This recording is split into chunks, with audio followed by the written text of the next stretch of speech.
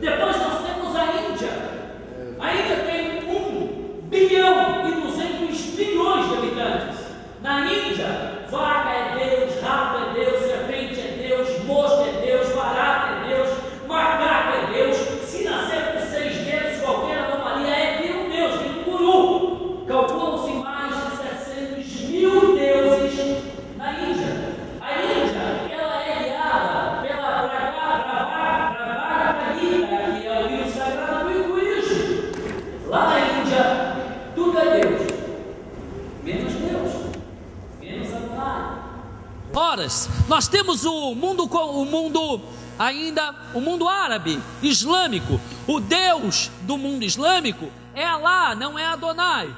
O Messias deles é Mahdi, eles também esperam o Messias, é Mahdi, não é Cristo Jesus, o Messias. A Sagrada Escritura deles não é a Bíblia Sagrada, é o Alcorão do profeta Maomé. Eles não acreditam no nosso Cristo e nem nesta Bíblia que nos conduz à salvação. Existem mais de 2 bilhões de islâmicos no mundo. Desses 2 bilhões, aproximadamente 1,5 bilhão nunca ouviu um comentário sobre a pessoa de Jesus. Depois ainda tem outros países comunistas, como o Vietnã do Norte, como a Coreia do Norte. Aí tem os países budistas, né? Como Mongol, como o próprio Japão, apesar de ter igrejas e tal, mas os japoneses não conhecem a Cristo. E outros países mais. Se eu for analisar este número tenebroso de países e gente que nunca foram evangelizados e olhar para este versículo, Jesus faltaria ainda uns 200 anos para arrebatar a igreja. Mas olha o que eu vou dizer a vocês. Jesus disse aqui: este evangelho do reino será pregado em todo o mundo em testemunho a todas as nações, e então virá o fim. Olha o que eu vou dizer a vocês: o não pregar o evangelho do reino a todo o mundo, conforme está escrito aqui, não impede a volta de Jesus para hoje. Mas por quê? Alguém está mentindo? Jesus, ele disse, Jesus não mente. O profeta Isaías disse no capítulo 52 do livro de Isaías, Isaías profetizou dizendo que da boca do Messias não sairia engano. O Senhor Jesus, ele disse em João 8,44, que o diabo é o pai da mentira, e quando alguém profere mentira, fala do que lhe é próprio, é filho do diabo, porque ele é mentiroso desde o princípio e nunca se firmou na verdade. Jesus está mentindo? Ele não pode mentir, ele não é filho do diabo, ele é filho primogênito de Adonai. Ora, então quem está mentindo? Eu? Nem tampouco eu estou mentindo. Mas escute o que eu vou falar: o não pregar o evangelho do reino não impede a volta de Jesus para hoje. E eu vou explicar para vocês. Olha aqui, o nosso Deus, ele é um Deus ordeiro.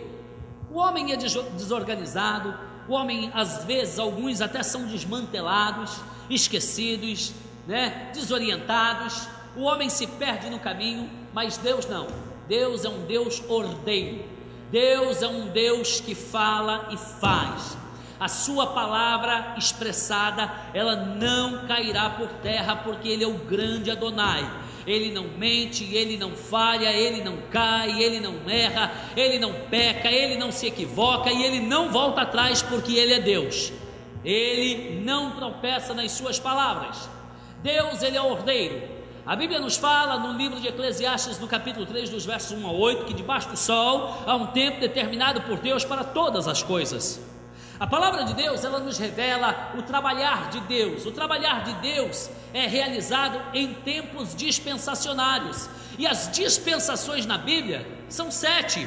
A Bíblia, ela nos revela 7 dispensações. Para você compreender, e eu corro contra o tempo e o relógio, mas para você compreender, a primeira dispensação, ela é chamada de dispensação da inocência. A dispensação da inocência se deu no jardim do Éden. A Bíblia nos diz que o diabo incorporou a serpente levou o pecado para Eva levou o pecado para Adão e os nossos pais pecaram. Isso está em Gênesis 1:23 ao 3:24. Quando eles pecaram, eles foram expulsos do jardim do Éden, que veio então a segunda dispensação chamada de consciência. A dispensação da consciência teve um período de 1656 anos. Isso está em Gênesis capítulo 7, versos 21 e 22.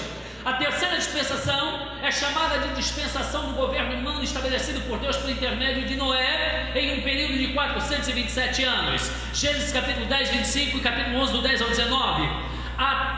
dispensação é chamada de dispensação patriarcal, estabelecida por Deus por intermédio de Abraão em um período de 430 anos. Isso está em Gálatas capítulo 3, verso 17, e Hebreus capítulo 11, versos 13 e 19. A quinta dispensação é chamada de dispensação da lei, que teve um período de 1430 anos. Ela teve início em Êxodo capítulo 19, verso 8, e se estendeu até João, no Evangelho, capítulo 1 e o verso 17.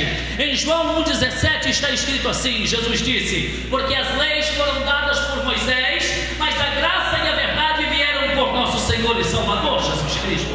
Então nós, crentes, cristãos, evangélicos, pentecostais ou não, nós, pregadores, pastores, evangelistas, presbíteros, missionários, diáconos, pregadores voluntários, irmãos e irmãs, independente de que denominação seja, todos nós somos pregadores do Evangelho da graça, porque nós vivemos na dispensação da graça, somos salvos pela graça, fomos alcançados por amor e graça, é somente isso.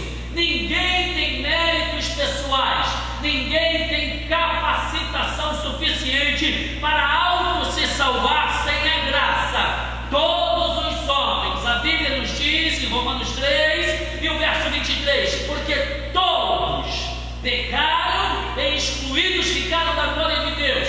Mas o livro de Romanos é o livro que mais destila a graça de Cristo ministrada por Paulo. Eu diria que a carta da graça, Paulo ele enfatiza muito isso. Então nós vivemos na sexta dispensação chamada graça. Se vivemos nela e pregamos ela, o não pregar o Evangelho do Reino não impede a volta de Jesus. Olha o que foi que Jesus disse: e este Evangelho do Reino será pregado em todas as nações, em testemunho a todas as gentes, e então virá o fim. Veja, o Evangelho do Reino será pregado e então virá o fim. Queridos, duas coisas eu quero que vocês saibam. Primeiro, que nós não somos pregadores do Evangelho do Reino. E segundo, o arrebatamento da igreja não é o fim de todas as coisas. Por quê? Nós não somos pregadores do Evangelho do Reino. O Evangelho do Reino, ele vai ser pregado após a igreja de Cristo ser arrebatada. Primeiro nós somos arrebatados. A Bíblia nos diz em 1 Coríntios 15:52, Paulo diz que no momento em um abrir e piscar de olhos ao toque da última trombeta, a trombeta soará e a igreja vai ser tirada da face da terra. Tem uma coisa que eu encontrei no Brasil ainda, uma coisa que eu pratiquei muito na minha imaturidade, na minha falta de conhecimento, na minha empolgação com o Evangelho que me venderam. Eu insultava o povo como pregador avivalista e dizia: irmãos, pisa na cabeça do diabo, olha lá, massacra ele. Olha o que eu vou dizer a vocês, preste atenção: o diabo nunca esteve debaixo dos pés de seu ninguém. Nunca. A Bíblia nos diz no livro de Efésios capítulo 6, a Bíblia nos diz, Paulo disse que o diabo é potestade dos ares, ele é dominador dos ares, ele nem está na terra. O diabo vier na terra e possuir alguém, ele arrebenta com a pessoa.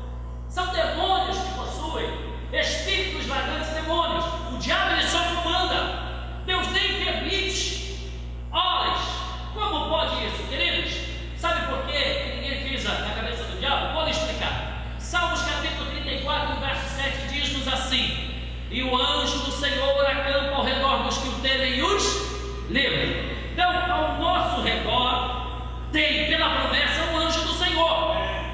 Segundo, a Bíblia nos diz em 2 Pedro 5 e 8, ou 5, 3, 5 e 8, 2 Pedro 5 e 8, Pedro disse assim: que o diabo, nosso adversário, está ao nosso derredor, rugindo como leão, buscando a quem possa tragar. Ao meu lado tem anjo e ao derredor, diabo é alusivo às ordens dele, são os demônios querendo nos destruir, ok? Depois está escrito no livro de Marcos capítulo 16, Jesus disse: em meu nome expulsarão os demônios. temos autoridade sobre eles. Depois, o Senhor, está escrito na carta de Tiago, capítulo 4, verso 3, Tiago disse assim: sujeitai-vos, pois, a Deus, resistir o diabo e ele fugirá de vós. Depois, está escrito em 1 João, capítulo 3, João disse assim: aqueles que são nascidos de Deus, crentes de verdade, se converteram no profundo do coração e da alma, da mente e do entendimento. João disse: aqueles que são nascidos de Deus não vivem no pecado e o diabo não lhes toca. Então, nós temos autoridade e ele não nem quer chegar perto da gente para que possamos tocar nele. Você pode estar se sentindo fraquinho, você pode estar sentindo lutas, dificuldades, você pode estar sentindo barreiras, mas eu vou dizer uma coisa para você: se algum demônio ou que seja o diabo tocar na tua sombra, você tem autoridade de Cristo Jesus na sua vida. E mais, o Espírito de Deus ainda habita dentro de você, porque a Bíblia diz em 1 Coríntios capítulo 3, verso 16, Paulo disse: não sabeis vós que o vosso corpo é o templo do Espírito Santo, a saber, a igreja de Deus, onde o Espírito de Deus habita? Além de todas essas coisas, o seu corpo ainda é o templo do Espírito Santo.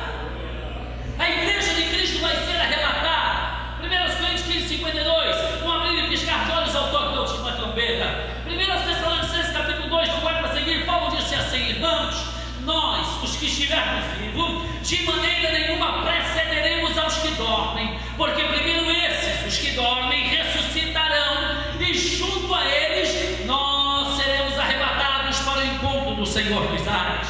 Olha, tem muitos irmãos que ainda, todo mundo quer morar no céu, e servimos a Deus justamente para morar no céu, mas quando fala de morte, eu vou dizer dos crentes, né? Eu vou dizer do meio, mas os crentes, tem tanto crente com medo de morrer, e a maioria diz assim: não, eu vou ser arrebatado.